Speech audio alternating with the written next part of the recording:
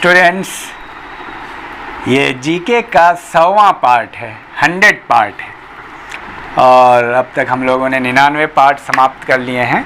और चलिए हम प्रश्नों से शुरू करते हैं, प्रश्न लेते हैं और आप लोगों से आग्रह है, नए हैं सब्सक्राइब कर लेंगे और बेल आइकन प्रेस करेंगे और साथ में अपनी प्रोग्रेस रिपोर्ट का ख्याल रखें, प्रोग्रेस रिपोर्ट पर ध्यान दें और ऑप्शन के चक्कर में बिल्कुल ना पड़े। चलिए पहला प्रश्न लेते हैं जो आया हुआ है।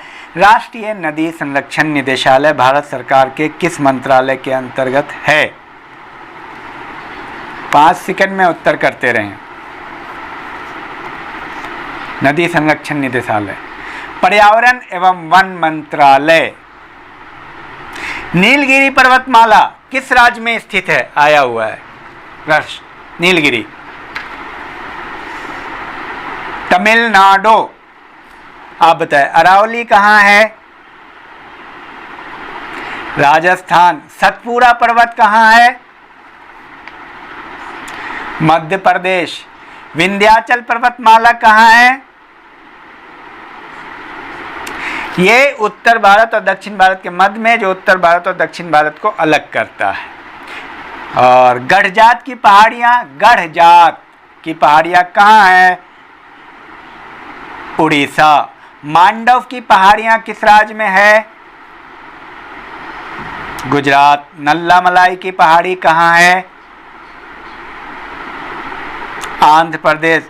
शेवेराय की पहाड़ियां किस राज्य में स्थित है? शेवेराय तमिलनाडु। कार्डमम पहाड़ियां किस राज्य में है?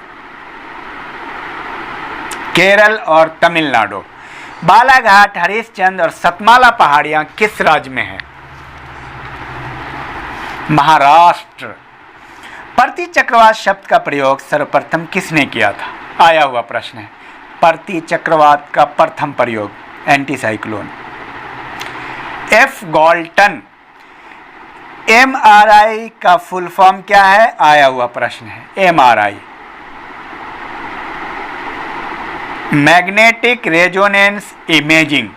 5 सेकंड में उत्तर करते रहें, पूरी वीडियो देखें अंत तक और अपना प्रोग्रेस रिपोर्ट नहीं भूलिएगा। ये 100वां वीडियो है और सारी वीडियो को बार बार, 2 बार, 4 बार सुने और प्रोग्रेस रिपोर्ट पर ध्यान रखना है। ये ध्यान रहे और पॉइंट रटना है, याद करना है। तो सीटी स्कैन का फुल फॉर्म बताएं। Computed tomography scan. ईसीजी का फुल फॉर्म बताएं। इलेक्ट्रोकार्डियोग्राफ, ये सब आए हैं एग्जाम में। ईईजी इलेक्ट्रोइंसेफ्लोग्राफ। क्वेश्चन आया हुआ, कौन सा विटामिन पानी में घुलनशील है? बी एवं सी। और वसा में घुलनशील बी सी को छोड़ के A D E Q. A D E Q. Marichi का, मिरिग मरीची का किसका उदाहरण है? आया हुआ प्रश्न है। पूर्ण आंतरिक परावर्तन। पूर्ण आंतरिक परावर्तन का, टोटल इंटरनल रिफ्रैक्शन, रिफ्लेक्शन। और हीरा में भी पूर्ण आंतरिक परावर्तन है, हीरा भी उसी का उदाहरण है। सुपर 301 क्या है? यह प्रश्न आया था। सुपर 301 यह अमेरिकी व्यापार का कानून की वो धारा है जो उन्हें अपने आयात पर उच्च सीमा शुल्क लगाने की शक्ति देती है। गांधी जी के अनुसार अहिंसा का क्या अर्थ है? आया हुआ प्रश्न है। किसी भी प्राणी को मन, वचन और कर्म से कष्ट ना पहुंचाना। और नेक्स्ट, गांधी जी की संपूर्ण विचारधारा किस पर आधारित है? धर्म और नैतिकता पर। एक सवाल है, उसका जवाब आप करें। आप पूरा देखें वीडियो अंत तक, सारे प्रश्न बहुत महत्वपूर्ण हैं। प्रोग्रेस रिपोर्ट पर आप ध्यान दें, बार बार वीडियो सुने, 2 बार 4 बार आप सुने और अपना जायजा लें। पॉइंट को आप याद करें, ऑप्शन को मत ऑप्शन के पीछे पड़े। माउंट एटना ज्वालामुखी किस देश में है, बताएं, पूछा हुआ प्रश्न है।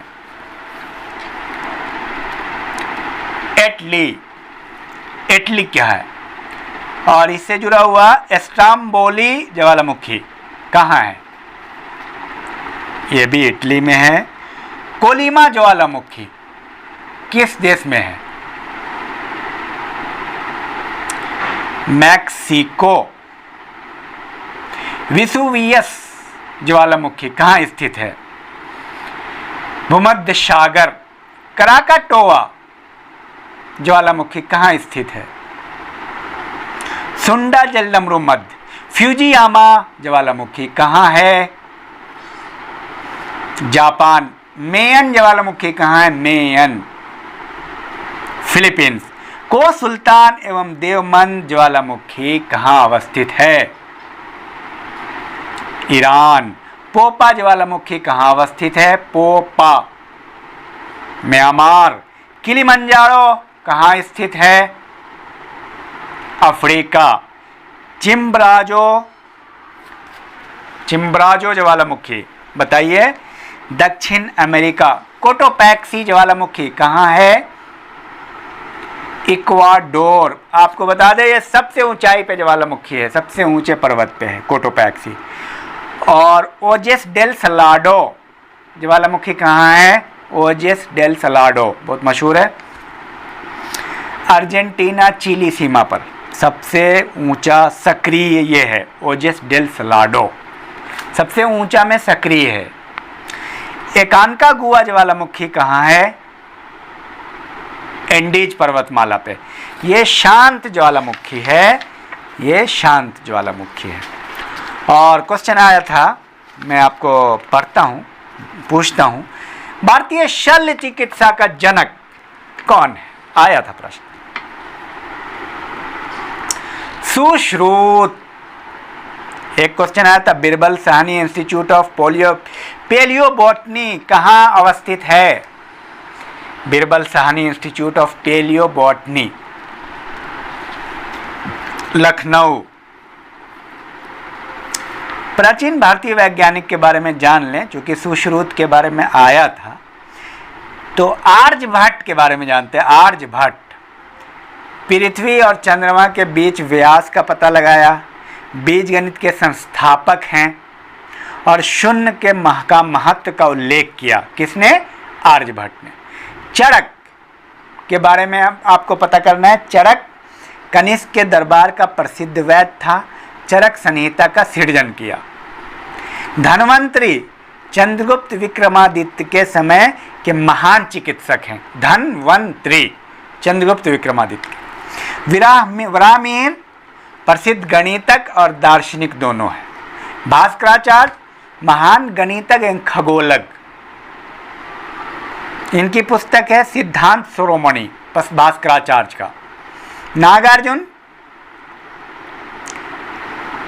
इनकी थियरी है